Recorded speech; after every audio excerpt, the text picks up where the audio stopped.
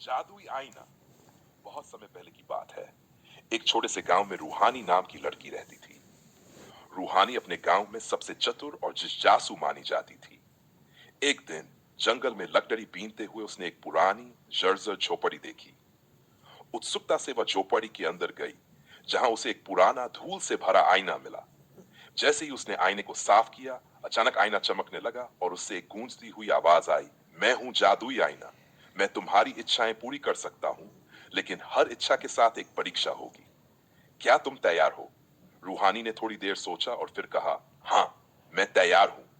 आईना चमका और बोला, अपनी पहली इच्छा मांगो। पहली इच्छा, परिवार की खुशहाली। रूहानी ने कहा, मैं चाहती हूं कि मेरे माता पिता हमेशा खुश रहें।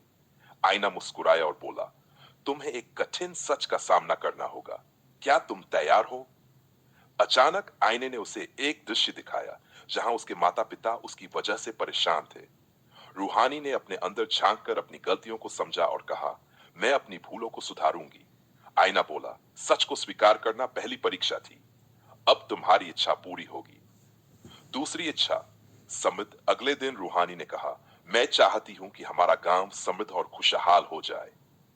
आईना चमका और बोला, तुम्हें बलिदान देना होगा। क्या तुम तैयार हो? रूहानी ने सिर हिलाया। आईना बोला, तुम्हें अपनी पसंदीदा चीज छोड़नी होगी। रूहानी ने अपनी सबसे प्रिय किताबें, जो उसकी दुनिया थी, गांव की लाइब्रेरी को दान कर दी। आईना मुस्कुराया और गांव में समृद्धि फैल गई। तीसरी इच्छा। कुछ समय बाद रूहानी ने कहा, मैं चाहती हूं कि मुझे हर स्थिति में साहस मिले। आईना बोला, तुम्हें अपने सबसे बड़े डर का सामना करना होगा। आईना ने उसे एक अंधेरी गुफा में पहुंचा दिया, जहां उसे अकेले जाना था। डरते डरते वह आगे बढ़ी और देखा कि गुफा के अंदर कुछ नहीं था। वह समझ गई कि उसका डर केवल उसके मन का भ्रम था। जादू का अंत। तीनों इच्छाओं के बाद आईना बोला, रूहानी, तुमने साबित कर दिया कि तुम सच्चे दिल से इच्छाएं मांगती हो। अब मैं हमेशा के लिए तुम्हारा साथ दूंगा। लेकिन याद रखना, सच्चा जादू तुम्हारे भीतर है। रूहानी ने आईने को घर लाकर सुरक्षित रखा और उसका उपयोग दूसरों की मदद के लिए किया।